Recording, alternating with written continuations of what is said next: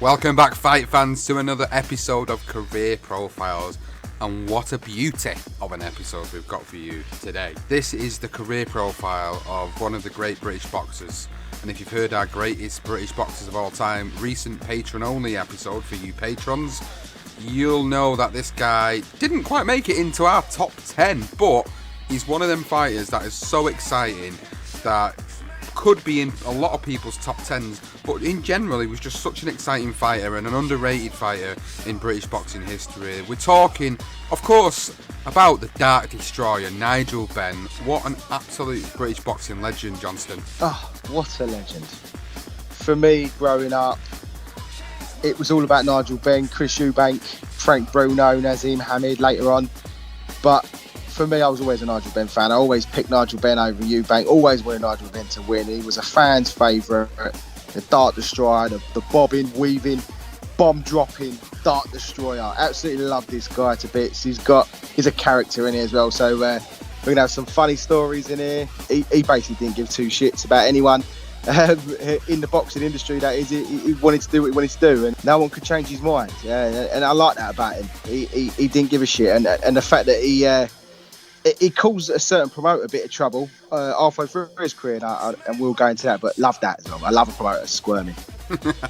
It's great. We've got lots of stuff to go through for you guys in this episode, and we normally take it right back to the beginning, to when the moment that this particular fighter was born, but we're not. We're going to go a bit further back than that. We're actually going to talk a little bit more about the background before Nigel Benn was born. So Nigel's dad, Dixon, he was aged 23. Now, he emigrated to London, England from Shorey Village, St Andrew in Barbados in 1956. He left his wife, Mina, with their newborn son, Andy, but she followed him a year later, leaving their only child with his grandmother. The aim, as well, with all immigrants at that time, was to arrive in the big cities, to work hard and earn money for their family back home and send it home to be able to give them a better life. It certainly must have been a shock to the system when they tried to settle down in the dark and dingy surroundings of London. Dixon was a trained carpenter when he arrived, but started working as an engineer on the British Rail before locating to Ilford, Essex, for an automobile manufacturer. When Mina arrived, she worked as a cleaner at King George's Hospital, where Nigel Gregory Benn was born. His mum and dad expected a girl due to a gypsy woman who conned them into thinking that was what they was going to have on January the 22nd in 1964. Gypsy woman. We conned them out of it, thought it was going to be a girl. And Mina, she never had any girls, so they were absolutely gutted by the sounds of things. Nigel, he did say that, I was born and I weren't even wanted. He was, after a while, obviously. But they did that. They had 7 kids in total. They had Andy, they had Dermot, they had John, Danny, Mark, Nigel, and Anthony. And they all lived in a 3-bed terraced house on Henley Road in Ilford. Now, Andy was still living in Barbados before he joined the rest of the family when he was about the age of 11. After his grandparents were they were struggling to control him. He was a bit of a tearaway. And as many households back then in these days, the mum would be the one that would feed and clothe the kids while the dad would be out working and be the disciplinarian. Now, Ben's household obviously was no different. And Nigel said he, as in his dad Dixon, whacked us, and he did so only when we deserved it. He would say in a broad West Indian accent, "If you don't hear it, you must feel it." And feel it I did far too often for my liking, because when he hit, it was like being struck with the force of an express train. Today, it would be unacceptable, of course, but back then it was part and parcel of life, of being brought up in the 60s, 70s, even into the 80s. And Nigel had no qualms with his dad's heavy-handedness, and even going as far as saying, were it not for my father and his type of discipline, I'd probably be in prison. Nigel looked up to his older brother so much. Andy was my god. He was my eldest brother, and the bond linking us had grown far beyond the usual blood ties that exist between siblings, and had progressed into a form of sincere love and adulation. He had been a hero I could reach out and touch. He was handsome, powerful and invincible, a conqueror, a charismatic knight. Never mind that he threw me out of the top bunk of our cramped bedroom when getting tired of my games, or that he cut a racetrack into my head. Andy could do no wrong. Now Andy was forever in trouble with the police and knocked around in a street gang. He was feared by many, including the police. Nigel's life took an almighty blow one particular day. I was 8 when I heard the devastating news. Even at that tender age, I knew my world would never be the same again. Andy was lying on the table in the mortuary, and my dad had to identify his body. He was just 17. Oh, wow. Really devastating for young Nigel, 8 years old, crazy. And now, no one ever quite knew exactly what happened to Andy. They were told a certain story, and Nigel does not believe this story. He believes there was more to it. But the story is this. They were told that Andy had been visiting his girlfriend when there had been a disturbance at her house. Now, there was a suggestion that a number of people had grouped together in another room and that Andy considered a quick escape to be preferable to an unfairly matched battle. So he's being sort of put in a corner by the sounds of it by maybe another opposing gang. And it said that he leapt from an upstairs window, hoping to clear a glass conservatory roof and land in the garden from where he would jump over the back fence. In his rush, he fell through the conservatory roof, shattering the glass and severing a main artery in his groin. Then he continued to say, "We all wept for him then, and I still grieve for him now." Ben even contemplated at that very young age at taking his own life just so he could be with his brother again. He said in his own words, he said, "Nigel, if death meant that there was a chance of me being with my brother again, then I was tempted towards that unknown journey." Nigel nor his brothers actually went to Andy's funeral. He says, again, Nigel, Mum and Dad told us to remember Andy as he was. For that reason, not one of us 6 surviving brothers went to the funeral. In fact, our parents never revealed the whereabouts of his grave in Barkingside Cemetery, although they visited the spot themselves, obviously, on several times. So, yeah, really, really hard for Nigel to take. It really was. It must have been really difficult. The fact that his parents wouldn't let him go to the funeral, maybe I can understand that at the age that he was at, but to then not tell him where the grave was, and then not let him have the chance and the opportunity to grieve for his brother, sounds a bit harsh to me, personally. I mean, obviously it's a completely different culture, from Barbados, coming from that area of the world, completely different culture, and we, us as British white people don't really fully understand what the culture is all about unless we're fully educated on it, and we're not, so we don't know what that culture was like, especially back in that era of time when life was completely different, as we've mentioned. So that must have been devastating for him, more than devastating, to the point where he's obviously mentioning about taking his own life. Now, moving forward in his life, Nigel attended the Woodlands Infant School in Ilford, Cleveland Primary, and then on to Loxford Secondary School, where he did sit his CSE exams. School never meant much to Nigel. He used it as a social gathering. As he put it himself, "My attendance was acceptable, my attitude questionable." He even became the school bully and was eventually expelled, but returned to a class full of difficult kids. On the sports field, however, Nigel was able to demonstrate his ability, and he said, "I was a natural athlete, the best in the school at cross-country, pole vaulting, the long jump and running 1,500 metres. But the loss of his brother affected Nigel badly as a child, and his only one desire, and that was to just be like him. He would fight regularly with his brothers, like all brothers do, over clothes and food mostly. Some of them got out of hand sometimes. And Nigel remembers one particular incident. On one occasion, my brother Danny thought he had killed me. We'd been fighting over a can of baked beans when Danny had had enough of me punching him. He grabbed me, held my arms, and bit my tongue so hard that his teeth went right through it." Fucking hell, that sounds horrible, doesn't it? Oh, Jesus Christ. I mean, boys would be boys, but what the fuck, man? Jesus Christ, Danny, that's crazy. Oh, shit. Well, Danny, he actually used to suffer with seizures as well. And the kids, being kids, well, they used to take the piss out of him. And Nigel did exactly that once. He was taking the piss out of his brother when he fitted. And, yeah, at the end of it, I mean, it was terrible. But, I mean, you can't even imagine. But at the end of it, after the, bit of time, you find the funny side of it. And he started sort of mimicking Danny in his fit. And Danny flipped And he began to choke Nigel. And this is Nigel in his own words. He said there was no way I could get out of his grip. So I relaxed my body and went totally limp in his hands. As he released me, I slumped back to the chair and pretended to be dead. He must have believed he had killed me, because he went screaming into the street, yelling in despair, "I've killed Nigel, I've killed Nigel." Then he came back to find me sitting in a chair with both arms raised and two sets of fingers defiantly and offensively extended in the Churchill gesture to maximise the insult. He wasn't sure whether to whack me, throttle me, or kiss me because I was alive. Absolute pair of nutcases, these kids, I tell you. So Nigel's aggression, it went from fighting his brothers to fighting in the streets. And the first fight that he remembers was when he was 9 years old at local swimming bars against a much older boy, a boy that was actually a friend of one of his brothers. And Nigel said, I punched him straight in the eye and scored my first victory. Simple as that.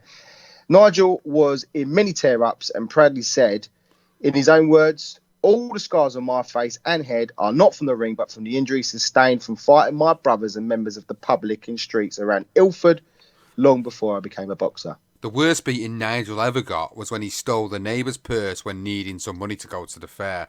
He was caught hours later after looking flush with ride tickets and plenty of sweets. When he returned home, Dixon was fuming and Nigel knew what was coming. And this is Nigel's recollection. He got hold of a huge wooden stick, wrapped it in plastic. It was 1,000,000 times harder than a truncheon and he smashed it against my leg. He hit me so many times on my left that I cried out for him to hit me on the right. I screamed at him to stop. I couldn't believe the pain. Afterwards he felt bad, almost as bad as I was bruised. He told Mum, I nearly broke his leg. I think I went a bit too hard. But I have to keep our son out of trouble, then I will do everything I possibly can. Nigel was then forced to knock on next doors with the £15 he had stolen and confessed to what he had done. Nigel recalls the moment he was summoned. Beaten and bowed, I limped away with Dad's words ringing in my ears. If you can't hear, then you must feel. Now, even though he sustained the worst beating at the hands of his dad for being a little thieving bastard, Nigel always held him in the utmost respect, and he said, although he was pretty strict and we had some tough times together, I respect the fact that he only did it to keep me out of trouble. Well, what can you say, really? I think back then, I mean, we wouldn't do it today, but I think as well, I think the one thing is, obviously, Andy's death affected the whole family, and, you know, he probably just didn't want him to fall in that same trap that Andy fell in, and he probably, you know, he just wanted him something to remember. You can sort of get it. I mean, you really can, the mental side of it all. But Nigel, he was a little rascal at times, and he would find himself in trouble with the police very often. And he told in his own admission, occasionally I would shoplift or steal from a street market, but I was never into mugging or burglary. My main preoccupation was having a good time with my friends, listening to music and meeting girls. Now, he did meet his first love at 11. By the sounds of it, it was destined to not last very long, and it didn't. It did, however, get Nigel into plenty more fights, which was something he never shied away from. He even carried a little bat down the side of his trousers, a little rounder's bat, just in case some of the older mates of his, who he ended up knocking out a lot of older mates, got a bit frisky with his new love. And yeah, I think, again, he was just a fighter, and he always knocked about guys that are like sort of 5 years older than him as well. So Nigel also met his best friend Colin at 12, or as he calls it, blood brothers and twins. They actually shared the same birthday, so they felt they're like identical twins kind of thing. The day they become buddies was the day they actually had a fight. Neither one of them came out on top, but they gained the respect from one another, and their friendship blossomed, and they were never apart until Nigel eventually moved to the army, which we'll go into in a little while. Now, in their close-knit group, there was 4 of them. There was Paul, who was the expert burglar, and he's got some crazy stories in his book as well about some of the tricks he used to break into people's houses. And Kevin, who was the prize pickpocket. Now, together, they fought other gangs in the east end of London and, of course, chased a lot of skirt. Chasing a lot of skirt and being part of a gang and having your pickpockets and your expert burglars on side. It sounds like the recipe for complete disaster, to be honest with you. Now, that same year, in 1976... Nigel almost lost his life, along with his 3 brothers, but thankfully his dad saved them all. In the boys' bedroom was a paraffin heater that was kept on during cold winter's nights. Then, while they were all asleep, the heater began to smoulder and smoke. Dixon woke up to the smell of the fumes and dragged his 4 boys out of danger. If it was a few minutes later, the unthinkable probably would have happened. Thankfully, we managed to get that fearsome fighter and this disaster was averted. His first idol was actually none other than Bruce Lee. He loved his films and he loved the fighting. He was inspired by him so much that he even attended a club to practice martial arts. By the time Nigel was 13, he was becoming a bit punchy and found himself involved in many fights. His dad could see that he was too eager to give someone a dig, so tried to talk him into being more passive. He was worried that he could not only get hurt, but would really end up doing someone some damage, and he told him, "You just don't recognise your strength. It's getting you a bad reputation. People are becoming frightened of you." Nigel didn't listen, and his dad was back up at the school once again after yet another punch-up. This time he suggested something that planted a seed for his future, and his dad said, "If you've got that much energy, get in a boxing ring and do it for real." Unknown to his dad, Nigel had been in the ring once before. His brother John had taken him down there the year before, and he apparently bashed up a kid in the gym. John told him after the session that he was a natural. "You're a born fighter," said John. They were his exact words.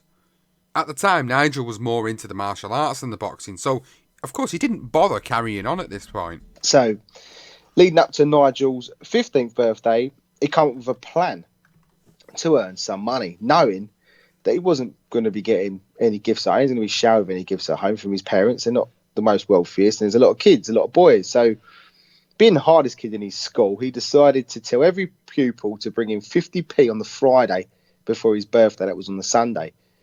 If they didn't, well, they'd probably get a whack.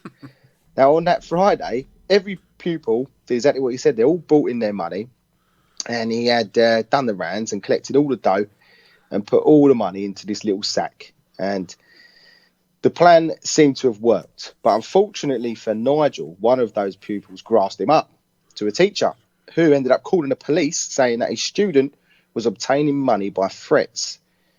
Once again, his dad was back up to school. He was obviously petrified. There's one thing he always said, even when he was arrested by the police, Nigel Benn used to say, "Don't call my dad. Do what you want to do to me, but don't call my dad." So he had this sack full of loose change, and it was taken from him by the police. He was gutted that he went. He was hoping he could keep the money. But the one thing he feared was a beatdown from his father, but it never came. Instead, he sorted the problem out for him, had a quiet word with him, and that was his only punishment. He did get an almighty slap, though, from his dad when he found out that he had been smoking weed. And Nigel remembers the moment well. He said, "He slapped me with his open hand. I swear it was as solid as being knocked down by a truck." He knocked me into tomorrow, is that words. Luckily, he never found out about another purse that he'd pinched.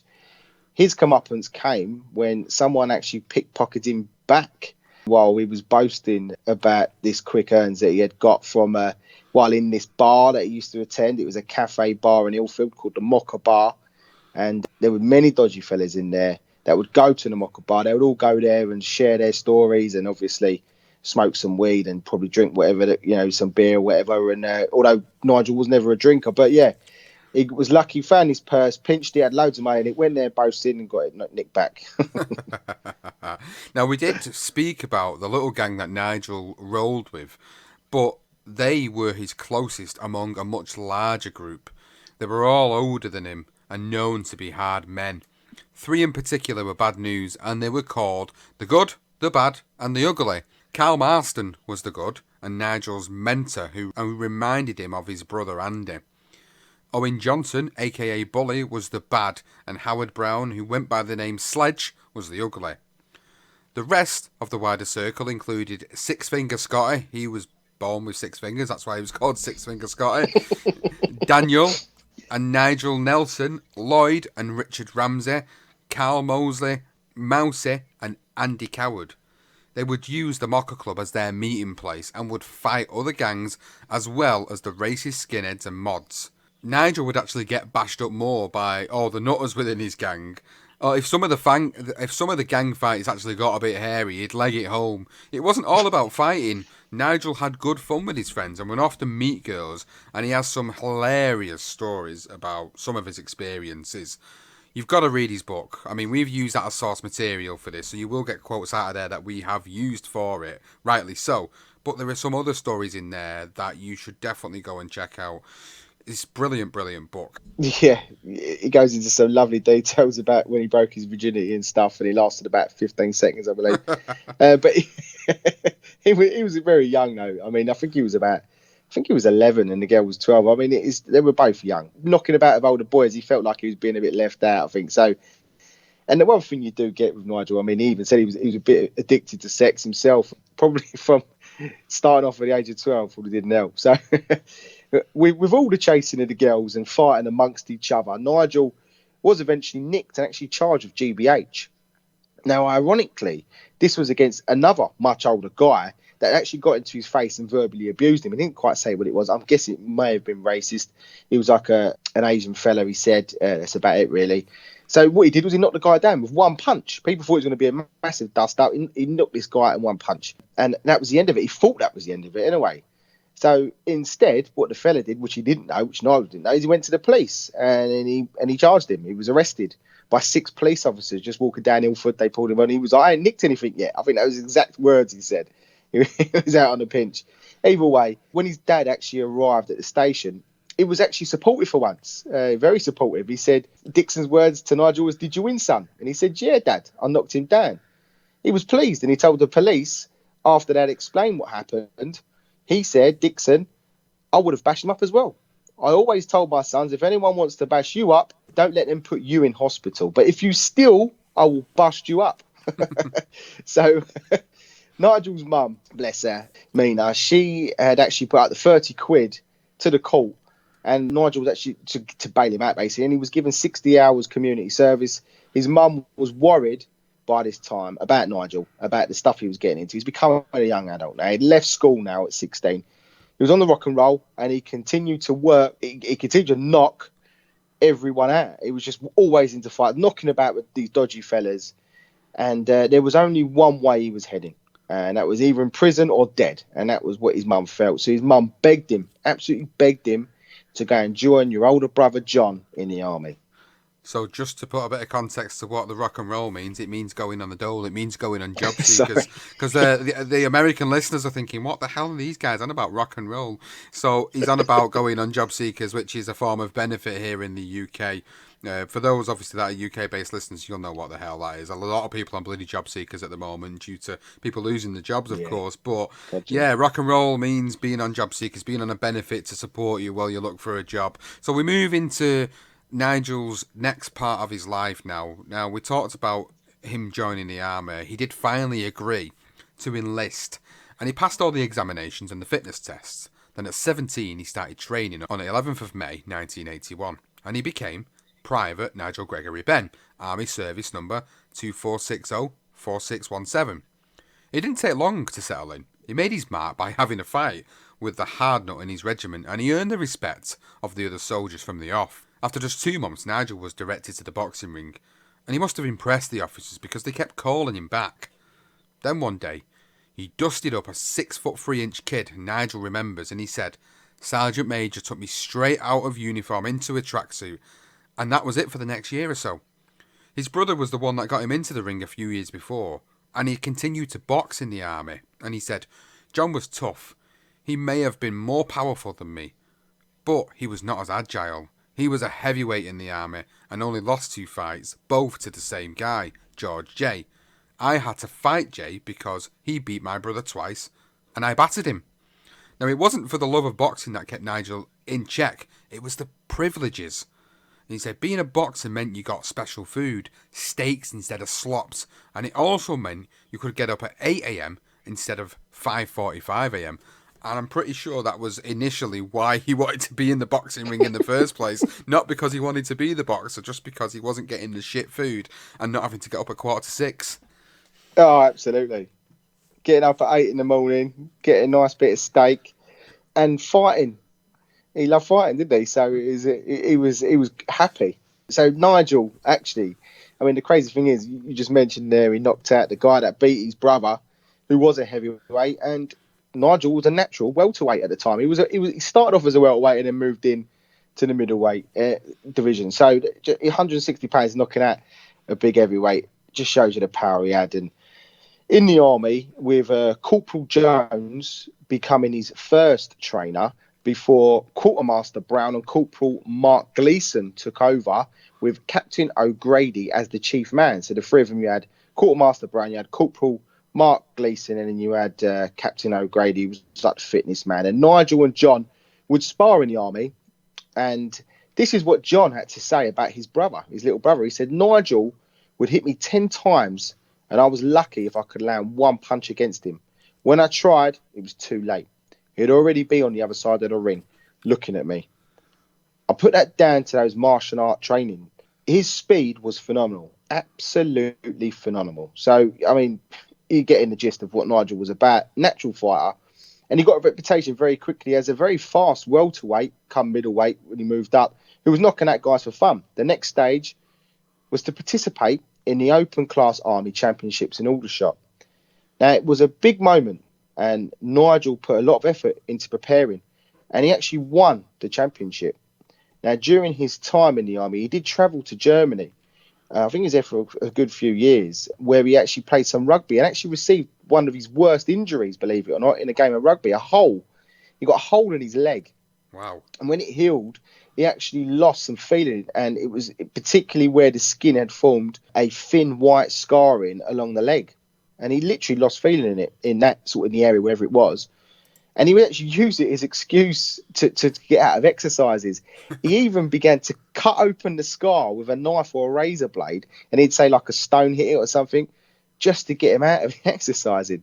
And it was obviously due to him having no feeling in the leg that it didn't actually hurt him too much. So he's mad, isn't he? So while not training, he would go on a piss. He found that he quite liked to drink, and by this point, being a young man, and he used to bring girls back to the barracks. And Nigel said, even when I was meant to be in serious training for my army boxing match, I'd be out with the girls having a drink. Tended to be with his older brother John as well. Yeah, he certainly loved a bit of skirt, did Nigel Benn, as we'll mention just a little bit later on in the course of this episode. You'll find that's a pattern and a trend with Nigel Benn. He loved boxing and he loved shagging as well, and that was just Nigel Benn all over.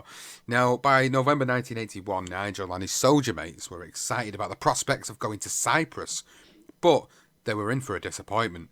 Colonel Robinson gave them the good and the bad news and said, I'm happy to say that we'll be going to Cyprus, but here's the bad news. Before we go to Cyprus, we're going to Ballykelly in Northern Ireland for 2 years from next January. Nigel was not happy about it. His first thought when being told this news was about his three mates that had been murdered by the IRA for being British soldiers. And Nigel said, I had no quarrel with the Irish. In fact, I preferred some of them to the English. Unfortunately, many people made the mistake of associating the IRA with the Irish people. And that was not the case at all. Now, while in Northern Ireland, his regiment lost 5 guys in total due to attacks from the IRA, and although Nigel did have to guard and patrol the border, he was lucky enough not to be on the receiving end of such barbaric attacks. He continued to box, still undefeated, and his brother John reported, they brought a guy from the Queen's regiment to fight him. The soldier was an old hand in the ring. He'd had 60 fights. Nigel took him out in the first round. Nigel was never beaten in his army days, and he left with an unblemished record. He was then promoted to an RP, which is a regimental policeman. He loved being in control and having authority over soldiers, and by the sounds of it, he was quite good at it. He was eventually sacked, though, for a silly prank where he handcuffed one of his mates to the railings and left him for an hour in the pouring rain. Oh, he's an arse, isn't he? God's sake.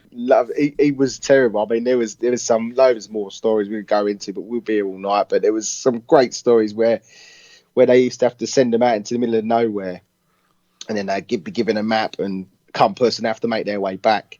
And he was with his mate, and then he decided, sod this, like, we can't do this. He ended up shacked up in some older German woman back in her 30s. I think they went to a bar, met this woman, ended up staying there for like next 3 nights, silk sheets, wine, food. everything. And then at the end of it, he asked him and his mate stayed there. They ended up like a couple of days later. They told drop us off about 10 miles away, just so then they could be a little bit scruffy. They worked out their story. They got told you was nowhere in the woods. They just basically got really investigated, but they got away with it. And that was the type of character Nigel was. And because he was such a good boxer, I mean, those guys that were coaching him, his fitness coach and his main trainer, they were hoping to go with him into the pros. They knew he was going to become a pro. They could see how good he was. But yeah, some cracking stories from Nigel during the army days. But he did leave. He served 4 years, 265 days. So it's that 5 years, really. 3 years in Germany and 18 months in Northern Ireland. Nigel left the army in January 1985 and was given a glowing reference by his CO. That CV got him a job as a security man in a security firm. And as Nigel puts it, he said, I went into the army as a boy and I come out a man. Nigel moved in with his new girlfriend, Mary, at 21, but continued to chase all the girls. He changed security jobs regularly and even worked as a store detective in Woolworths, on Dalston branch. He then moved into working as a security guard on an armoured vehicle. Now, sitting amongst loads of money in that armoured vehicle, Nigel devised a plan, and the plan was to rob the van with an acquaintance of his. And it was all set out, it was all ready to go. All he had to do was name the date. But he said himself he lost his bottle and he couldn't go through with it. It was just, all he kept thinking about his mum and dad. If I do this, I'm going to get 6-7 years. It's crazy. But he really contemplated it. Now, another one of those moments in his life that changed everything. And as I say, it was those moments of his parents' disappointment. He said, my parents wanted to be proud of me and I did not want to disappoint them. And then before he went into boxing, he first had a prize fight at Lacey Ladies in Seven Kings, East London. Of course, he knocked the guy out in just 3 rounds and he took home 150 quid for a quick, easy night's work. You know, I had 6 brothers and I was just always fighting with the National Front back in the 1970s and all that. That was just fighting. That was my life. Even just fighting for food in the house with 7 brothers, you know, and 6 brothers. It was hard then, so I had no sisters. All boys in the house. So it was just growing up, fighting, you know, in the army, you know, so it was just no fear at all. The only fear I had was for my dad. When they had to come at the police station and bail me out, oh, send me mum, not me dad, please, not me dad, you know. It all started, you'll see the procession of my life, how it was all mapped out. At the age of 8, I had a brother, Andy, he was my oldest brother, and he was my hero. And he was like I was like his little lion cub. He was my lion, he was my protector. And no one could mess with me, he just protected me wherever I went. And I remember one time, about, I don't know what time it was in the morning, just all these police lights flashing outside, and I heard my mum shout out, he's dead, he's dead, he's dead. And I was 8 years old. I said, who's dead? Who's dead? I didn't understand. He said, he's dead, he's dead, he's dead. I didn't understand. She was crying her eyes out and everything. Then I realised my brother was killed by racists, fell through a window, cut his groin and bled to death. So from that time there, something was severed in me. My life just changed, and you actually see through my life was changed from that day. Lacey Ladies, it sounds like some sort of seedy strip club, that. I bet it was, weren't it? I bet that's exactly what it was. I bet it was. 100%. 150 quid. 100% it was. Now, West Ham Amateur Boxing Club in East London, that had produced fighters like Terry Spinks, the British featherweight champion and Olympic gold medalist, Ron Barton, who was the British light heavyweight champion, and Billy Walker. The day Nigel Benn walked into this club, he was told to go and see Dave Woodward, and he was thrown into the ring to see what he had. Nigel was considered as a rough diamond from that point, and Woodward became his trainer. It was at this point that Nigel suffered his first defeat at York Hall in Bethnal Green, and it was a shock to the system for him. And he said, when he, Rod Douglas, beat me, I cried my eyes out for a year. I couldn't handle defeat, not after my record. Nigel split with his girlfriend Mary, but it wasn't long before he was with someone else, Sharon, and after 5 weeks of being with Sharon, she got pregnant. Now, Nigel's amateur career was ticking along nicely, but all he wanted was revenge against Rod Douglas for that sole defeat in his career. In preparation, he had switched trainers to Brian Lynch, and he had got him into great shape, not only physically, but mentally too. Now, Nigel finally had a goal to target, and he told his brother that he wanted to become the ABA champion and from there turn professional and become world champion. This was in Nigel's words. Now, it was almost a year to the date of his first defeat when the rematch finally arrived. It was in the ABA London Division, part of the ABA National Championships in 1986. The fight took place once again at the Shady Old Lady York Hall, but this time a different outcome. Nigel knocked him down in every round of 3 and won easily on points. He then went on to beat Johnny Melfer in a further elimination round before going on to win the 1986 ABA National Boxing Championship Cup. That victory put him in line to represent Britain in the Commonwealth Games in Edinburgh, but he was kicked out of the squad by the ABA for allegedly missing the first training session. Now, it seems like the ABA had favoured Rod Douglas in spite of Nigel Benn. He was chosen to box for Britain and he actually went on to win the gold medal. Now, Nigel, of course, was disappointed and he said years later, "I never forgave the ABA for what they did to me. I felt cheated and humiliated by their decision. That gold should have been mine." But there was good news for Nigel and Sharon. She gave birth to their first child, Dominique, on March the 3rd, 1986. Nigel Benn's record as an amateur ended with 41 wins and just that one sole defeat to Rod Douglas. Impressive, really impressive stuff. Excellent. I mean, you can't even deny that. He's now got a target, which is terrific for him. And fighting and the Shady Old Lady, you're cool. Love that. That's brilliant. Well, obviously, I mean, the ABA, that was an absolute piss take by them. They obviously didn't like Nigel. They wanted Rod. They got Rod in. Nigel got elbowed out. So with his problems with the ABA, Nigel decided it's time to turn professional. And he continued under the guidance of Brian Lynch. Now, training was hard and Nigel was pushed to the limit, and he explained his usual routine under Brian. He said, "We restricted sparring because there was little point in getting battered before a fight, and we also got rid of the old style punch bag, which used to injure quite a few fighters, even breaking their hands. For punching exercises, we used a floor-to-ceiling speed bag and swinging lightweight sandbag. I would also shadow box holding a 15-pound dumbbell in each hand and run 5 miles a day, as well as play squash and do vigorous body stretching exercises." Now, Bert McCarthy, he was a wealthy man from other businesses away from boxing, but he had noticed Nigel after his ABA wins, or winning the championship, and he blew Nigel away with a show of his wealth and he became his manager. He arranged his first fight as a professional against a guy called Graham Ahmed on the 28th of January 1987 in Croydon, and he was actually promised 1,000 quid, which he got, and McCarthy didn't take any money from him at all. Normally they take a little percentage, he didn't at all. He gave him his £1,000 and that was it. Now, the fight was stopped in the second round, and Nigel couldn't believe how easy it was. After a couple of days of partying with Sharon, spending all his earnings, he was back in the gym and preparing to fight Kevin Roper on March 4th in Basildon. Now, it was plain sailing once again. The referee stopped the bout after only 40 seconds in the first round. The following month, it was fight number 3 against a 6'5" Dutchman called Bob Nieuwenhuizen. Oh God, I couldn't even pronounce that if I tried. At the Albert Hall. Even with the size advantage, it was just another first round stoppage, and Nigel joked, "I needed a step ladder to smack him in the mouth." I was just laughing more so at the pronunciation of that 6'5" Dutchman, and I think even I'd have difficulty pronouncing that one. It's great. Now, on May the 9th, Nigel Benn, he went 4-0 against a good old pro in Winston Burnett from Cardiff, Wales.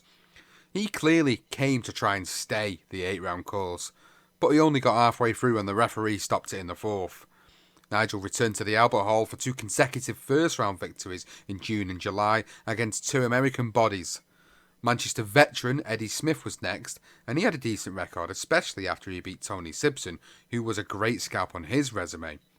But he was no match for Nigel. It was over in the first round. Winston Burnett headed to the ring like a lamb to the slaughter for the second time and gave Nigel 3 rounds before the fight was eventually stopped. The following month, on October the 13th, Nigel Benn stopped his 9th opponent in yet another first-round knockout, and Nigel said, "I'll never forget the punch I gave Russell Barker, a Scotsman from Dunfermline. People thought I'd killed him."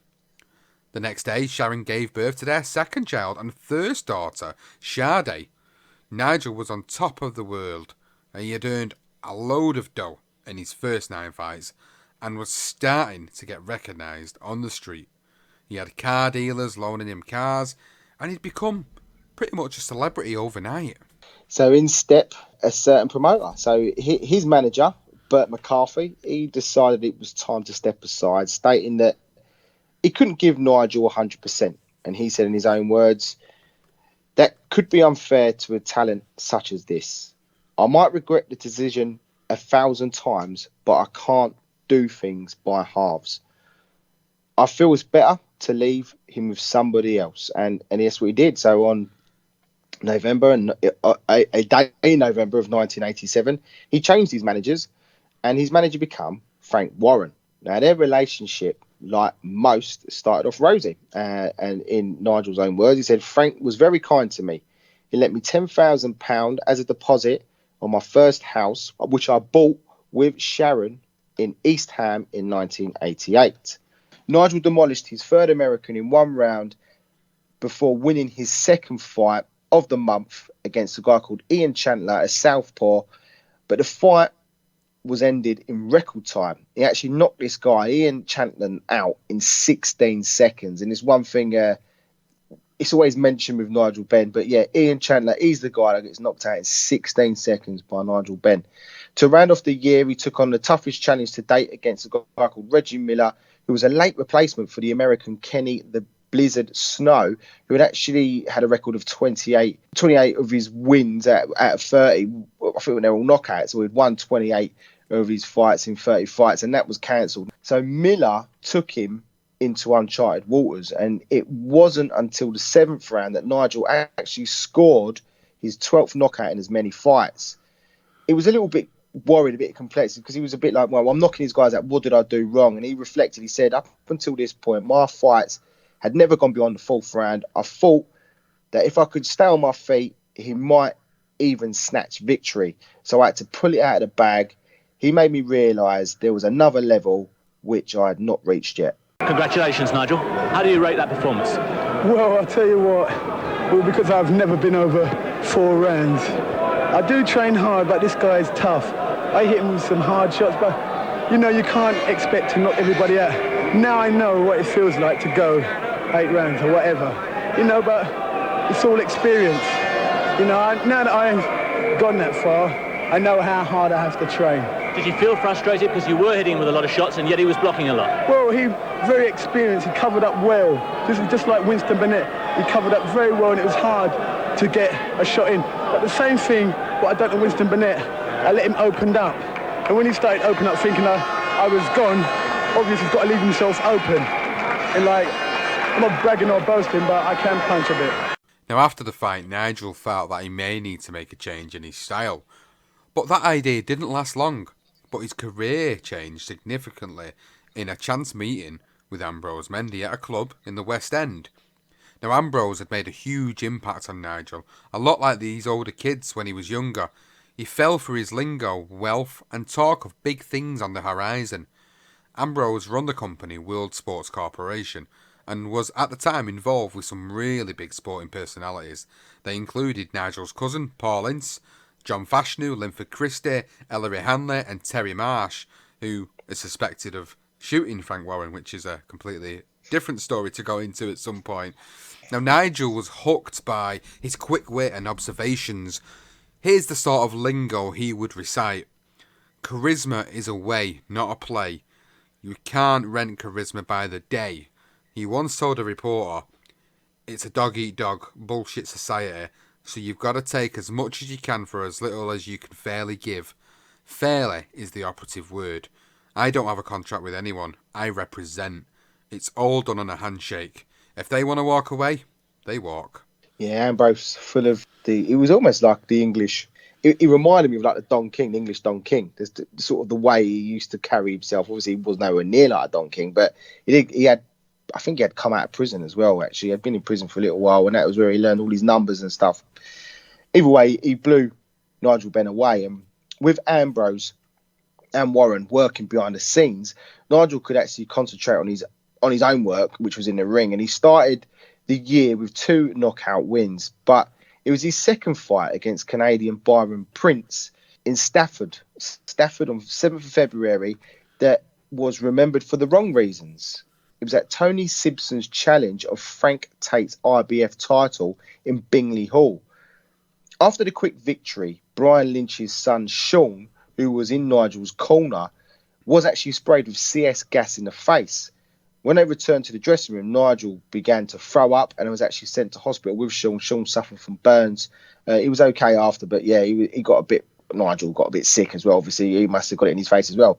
So a bit of a crazy one there. Next up were 2 soft touches, a guy called Greg Taylor and Darren Hodgson. Nigel got rid of both of them by knockout, and he was beginning to get annoyed that he had fought nobody of any real value anyway. And he's went straight to Frank. He said, "Come on, Frank, give me a fight." That's what he wanted. And to be fair to Frank Warren, he did give him a legitimate challenge for someone who had 16 fights, although 16 knockouts in just over a year. And Warren actually arranged for him to fight a Ghanaian guy called Abdul Umaru Sanda, who it was for the vacant Commonwealth middleweight title in Moshwell Hill on the 20th of April. Now, it was supposed to be a hard fight. A lot of people called it a hard fight. It's going to be a challenge for Nigel Benn. But true to form, he stopped him in 2. The following month, it was American big mouth Tim Williams who had to eat his words. Nigel dealt with him in just 2 rounds, and it was to be his last fight under Frank Warren as his manager. And Nigel recalls his split as a matter of choice: Warren or Ambrose. Nigel said that Frank had arranged for me to fight American Eddie Hall at Luton Town Football Club on the 25th of June on the same bill as Barry McGuigan. I walked out on him 48 hours before I was due to appear. Of course, Warren was pissed with his decision not to fight on this bill, telling Nigel, "Walk out on me and you won't find it so easy to get good fights." Warren also did what he always does, and he went to the courts. He made a statement, and this was his statement: "The people who are telling him what to do are a joke. Nigel is being advised by a bunch of half-wits, and I will be serving writs on everyone involved. He has broken his contract by not going through with this fight. I know he's had a lot of publicity, but he must keep his feet on the ground. He's missed a golden opportunity in front of American television. He can't sign contracts and then walk out on them just because he feels like it. I'm not going to let him get out on a contract. It's a matter of principle, and I'm not going to give in over this." Now, initially, Warren won the High Court battle, stopping Nigel from signing a contract with Mendy, pending further legal action. Nigel then sued Warren and won his battle to discharge the injunction, ordering Mendy not to interfere in the contractual relationship between Warren and Benn. Warren then got the British Boxing Board of Control to intervene, and they issued a warning to Nigel that if he had any dealings with Ambrose, they would revoke his licence and Commonwealth title. It was then Ambrose that advised Nigel to go on to national television and rip up his British boxing licence as a sign of defiance. God, Ambrose.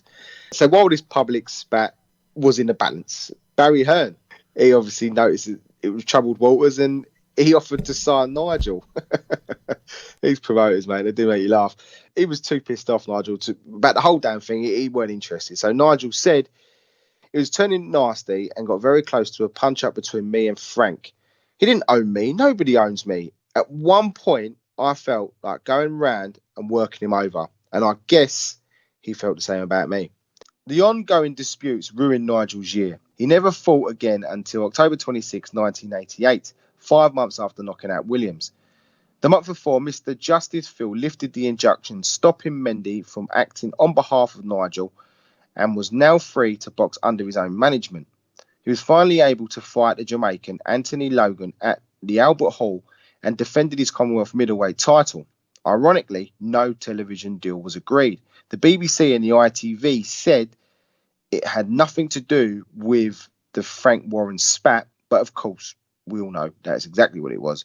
Nigel fought in front of a packed Albert Hall, but the gap in his career must have played a part in his performance. He actually hit the deck in round 1 from a counter right from Logan. He appeared to be in a world of trouble in the second round when he actually received 22 punch flurry unanswered. But like a wounded animal, Nigel launched a counter left hook that knocked out Logan in the second. While under the sustained attack, Nigel actually said, I thought if you hit me 22 times and you can't knock me out, it must be ta-ta for you. After the win, Warren actually tried to patch up things with Nigel, but of course, he turned him down. A quick-fire first-round knockout victory at the Crystal Palace Sports Centre against David Noel ended the year, and Michael Watson had become the target.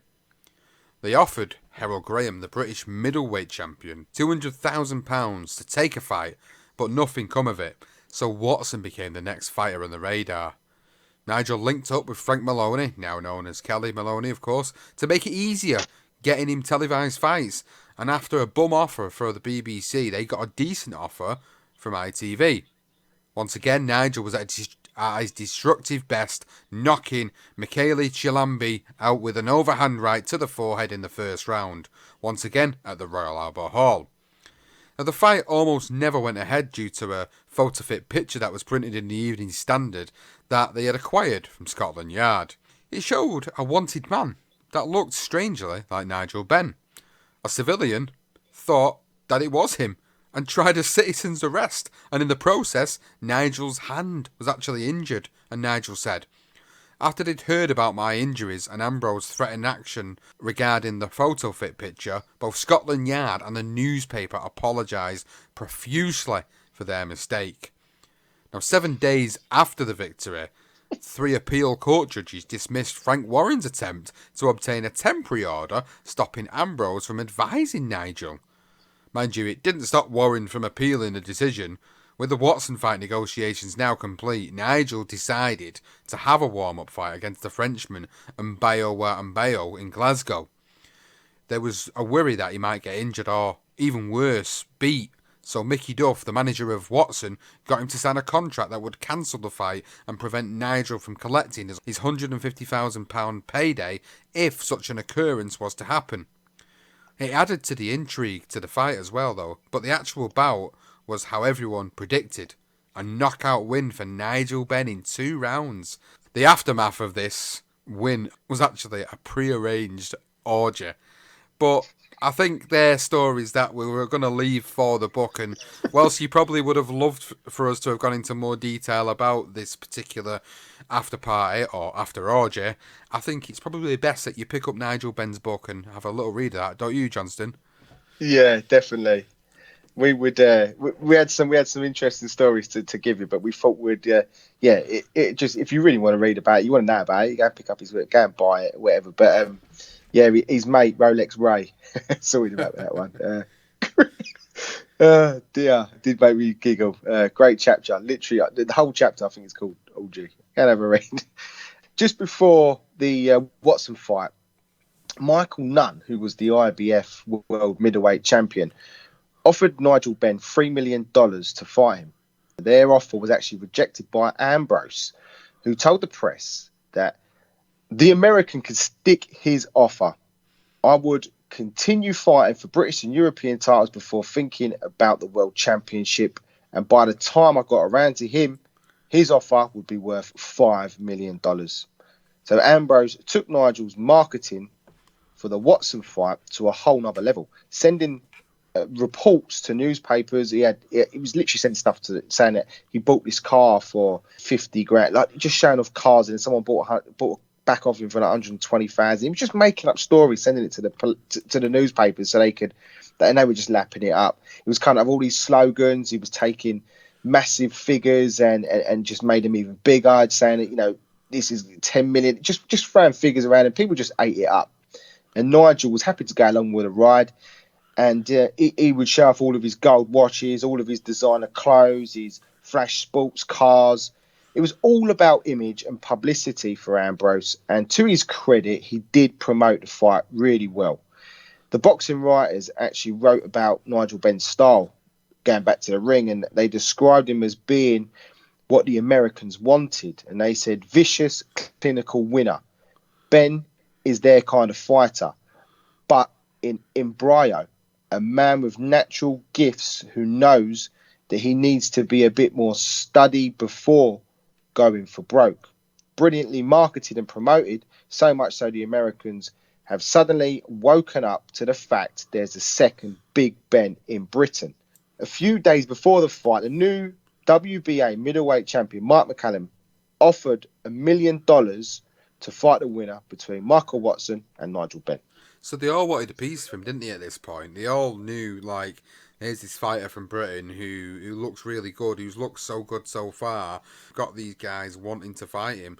Now, most pundits and ex-fighters and fans favoured a Nigel Benn win after steaming through every one of his 22 fights, knocking all 22. But the respected boxing writer Colin Hart predicted a 6-round win for Michael Watson and told his Sun readers it might be worth a 7-1 punt on Michael. There's no way I can see this fight going the distance. I'm in the fit shape of my life and I'm rearing to go. He's really going to get hurt. I'd say, I'm going to hit him so many times with a left, he's going to be crying for a right. If I don't get respect from Nigel Benn outside the ring, I'm certainly get inside. I guarantee when I see you on the 21st, Watson, you ain't going to have no eyes to look out of. I'm telling you, you are in serious trouble. Now, the fight took place in May of 1989 at Finsbury Park, London, and Nigel Benn was on a seek and destroy mission, expecting to blow Watson out early. But Watson was smart. He covered up and hit Benn on the counter. The 4th round was a barnstormer where both fighters opened up, a really exciting round of action. It was in the 4th that Nigel thought, the guy is taking my best shots, and he's still smiling at me saying, come on Nigel. Fucking hell, nothing's happening. I couldn't understand it. I really couldn't. I thought I had it in the bag, but the man had sussed me. By the 6th, he was struggling to get air into his lungs. He had blown a gasket and ended up getting knocked out by a jab. Brian Lynch's public criticism didn't help him either, and Brian Lynch said, Nigel is stark raving bonkers. We had the simplest plan, but Nigel threw it out the window. I screamed and pleaded with him in the corner, but he just did the opposite. He certainly daren't go on taking the kind of head punches Watson caught him with. There's no doubt we're going to have to do a lot of work on his defence. Trouble was, the only advice Nigel heard was, steam him, Nige. And he later said, I couldn't find it in any of the manuals, and I think he would have done better to keep his comments to himself. I was upset and humiliated, but Michael deserved praise for what he had done. Nigel, you must have thought you were invincible. I did, until I met Michael Watson. And That must have been great fun, knocking boys over in 2-3 rounds. It was, like you said, I thought I was invincible, no stopping me, I'm going all the way. And up to now, I still know I'm going to go all the way. But I just thought I could put everybody away. Were you protected a little bit too long? No, I didn't. It wasn't like being protected. It was something like where some of the guys that I fought there, fought Tony Simpson and went 12 rounds with them. Some of them were like world-class opponents. It's just that some of them I came out so fast, like whirlwind, they didn't know what was going on. If I missed with a left, I catch them with a right. So I always went out there and I didn't care how I stopped him, but, I went out there and I just threw as many punches as I can. A problem that was highlighted by pundits before the fight was the lack of sparring. Lynch said he didn't see the point in having his fighter in the ring taking unnecessary punishment, but it no doubt played a huge factor on the outcome of the fight.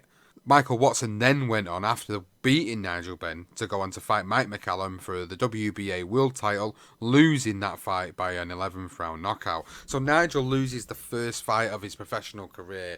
And what do you think about it now when you hear the stories of what was being said by Lynch and what was being said by Benn, and obviously how Watson approached that fight? Now, looking back on it, do you feel it was just like a big oversight by Nigel and his team? Yeah, absolutely. I think Ambrose got his head just got carried away with himself. He started thinking of all these crazy ways of, making him out. I think what he did do is he gave him exposure to the American audience. As we just mentioned, the fact that, all of a sudden Mike McCallum's coming out, Michael Nunn, they're all mentioning Ben. Ben's the name, really. He's the one. So no one expected this against Michael Watson, and I think because of that, I think he overlooked Michael. He even said himself, he's taking his best shots. What the hell's going on? then when he's going back to his corner, he said, there ain't nothing in the manual that says just steam him, Nige. But that was the information he was being given, to be fair. There was nothing really, anything in those corners that was saying to him to do something different. He's been smashing guys out, 22 fairs, knocking them all of them out, and then all of a sudden he comes up against a guy like Michael Watson, who's just, he knew what to do. And Colin Hart predicting it as well in the 6th round. I mean, 7-1. If someone did put their money on that, they would have definitely earned themselves a nice bit of money there. But yeah, I think he got carried away. He overlooked Michael Watson, didn't realise how good he was. He didn't realise how good he was until after that fight, mate. Moving on, the following day, Ambrose Mendy announced that Nigel's next fight would be in America in September, and that American TV were sufficiently impressed by his defeat to feature him in his comeback fight. So he also stated that an American TV network would put up the money for him to fight a top 10 contender. Nigel said, it's the land of truth over here. Guys off the street can give you a tough spar. Reputations mean nothing. So 2 months later, Nigel arrived in Miami, accompanied by Ambrose, of course, who had been actually charged of conspiring to defraud banks and financial institutes before he left for England. So he was clearly on the run and legging it with Benn to Miami. Now, Brian Lynch actually decided not to go with him. So Nigel was after a new trainer, and he knew he wanted. His aim was to go back to the basics and get himself conditioned, because obviously that was his main problem. He didn't want to be sparring probably roughly 12 rounds. He wanted to be sparring a hell of a lot more. So he chose a guy called Vic Andretti, who actually lived in Miami and was actually from the East End of London. He was a former British light welterweight champion in the 96s. I believe he was undefeated for a little while, and he decided to immigrate to America. Now, Vic worked at the Fifth Street Gym. Fighters such as Muhammad Ali, Joe Lewis and Sonny Liston had actually trained there in past years.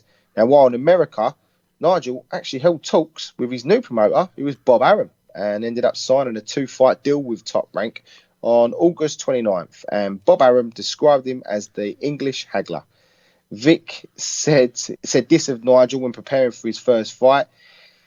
He was all crash, bang, wallop, but he's listening, and he's shown me an absolutely lovely left jab. Nigel had spent a lot of time sparring with a guy called Freddie Pendleton, something he never had for that Watson fight. It was much needed for his American debut, and Pendleton actually taught him how to stay cool and pick his punches. His first fight was against an American called Jorge Amparo, who's a 35-year-old veteran who had gone the distance with 4 world champions in the past. The bout was almost postponed after his medical examination. He was actually told that he had been training too intensively and that he had sapped the body fat to dangerous levels, and he needed to rest. And that's what he did. He rested, and he was eventually given the all clear. The fight took place in Atlantic City, and it was Nigel's first fight abroad, and it was the first fight in his career that he did win, but he went the full distance, the full 10-round distance, and won it by decision. Now, after a quick visit home to see his family, Nigel was back in America again against a tough Puerto Rican, Jose Quinones, who had knocked out Errol Christie and Doug DeWitt in 1987. The fight took place on December the 1st, 1989 at the Hacienda Hotel in Las Vegas. The fight lasted 170 seconds of the first, but Nigel looked patient behind the jab before he landed an explosive uppercut that did all the damage. Now, before Nigel returned home for Christmas, he watched the Leonard Duran 3rd fight and was massively disappointed with their performances. All the while, Bob Arum was lining up a fight against either Mike McCallum, Iran Barkley or Doug DeWitt. While finally getting his career back on track and working hard since the Watson defeat, Nigel still partied hard, and he formed the Billionaire Boys Club, aka the BBC. There were 5 members: Rolex Ray, who we mentioned earlier, the man who took Nigel to his first orgy; Chris, a diamond broker; there was Jeff; Albert, a Chechen who lived in Moscow and was a Soviet light heavyweight boxing champion; and of course, Nigel. Together they would buy expensive suits, cars, boats, you name it. They lived the fucking high life. Now let's get back to the boxing. And the 2 victories in the States under Bob Arum impressed his new promoter. So Nigel signed a fresh 5-fight deal with Bob Arum for $1.25 million. Initially, a fight with Duran was on the table, but that fell through. So Michael Olajide came in, but he got injured. The replacement for the replacement ended up being Sanderline Williams in a fight that took place in Atlantic City. Nigel recalls a moment during the fight and said, "I had asked Sharon to come to the fight and made the mistake of looking for her in the crowds during the bout. In that brief distraction, Williams smacked me on the chin and knocked out my gum shield. So I told her not to come to the future fights." Now, he eventually won a split decision. I'm not sure what one of the judges was watching that night, as it was a hard but straightforward win for Nigel Benn. The win propelled him into a great position for a title shot. He was rated number 5 in the WBO, number 6 in the IBF, number 7 in the WBA, and number 9 in the WBC. Now, the attention's turned back to a Duran fight in England, but the WBC stripped him of the title because he didn't defend it within the required period. So the fight was off. Instead, Nigel was taking a different route. He would challenge Doug DeWitt for his WBO middleweight title in Atlantic City on the 29th of April. Now, with the WBO still a relatively new organisation, the British Boxing Board of Control said they wouldn't consider Nigel as a world champion if he won because we do not recognise the WBO. He returned to London once again before the DeWitt fight, and the trip home almost put an end to his world title dreams. Nigel explains, "Shortly before I was due to leave for Miami to train for the fight against Doug DeWitt, an incident from the past reared its ugly head and I was attacked with ammonia, which was squirted in my face as I was parked in my Porsche. The attacker ran off and I had to be helped to hospital. Thankfully, there was no permanent damage, but I was temporarily blinded in one eye." Thankfully, Nigel was actually okay and the fight would still go ahead. Now, this was another massive opportunity for Nigel. He had to deliver, and there was even talk of him fighting Thomas Hearns if he was successful. Nigel has a two-fisted attack, and also he has the body movement to completely outfox Doug DeWitt. It's going to be a very, very hard fight, but it's the fight which Nigel himself asked for. Tough fight. I look for Nigel to win early, DeWitt late. If Nigel lets the fight go past 5 rounds, I think DeWitt will win, maybe with a knockout. But Nigel hits so hard, he can catch DeWitt early, and if he does, he can knock Doug out in the first 5 rounds. I think it's a very interesting fight because the styles is such a contrast. I think what you have in DeWitt is a guy that's a real banger, but he's a boxer too. I think he's much more of a boxer-puncher. He's able to get inside. I think the most significant thing that you can say about Doug DeWitt is his durability and his resilience. I mean, he's been in the ring with some of the top guys in each division, and he's always proven that he's always in shape.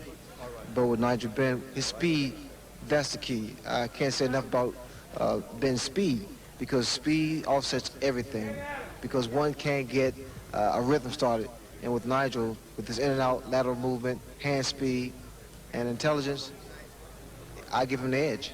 He's a good fighter. He wouldn't be where he is. He wouldn't have the record that he has if he wasn't a good fighter. But he's in over his head this fight. That's my opinion. Everything's just gone so perfect. I'm happy. All I know I've got to do now is produce the goods. Everyone says I've got to knock him out. I haven't got to knock him out. Whatever happens, I've got to come back world champion. That's all that matters. Me winning the world champion. I'm doing it good. Now, before the fight started, DeWitt walked over to Nigel in the ring and said, "You're going down."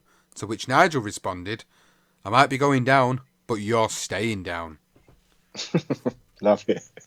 So the fight started fast but badly for Benn, who hit the deck in the second, but he rebounded well and put DeWitt down in the third before finishing the job with the 3-time knockdown rule in the 8th round to become Britain's first middleweight championship since Minter. And if no one knows, the 3-time knockdown rule, literally 3 times down, the fight is over.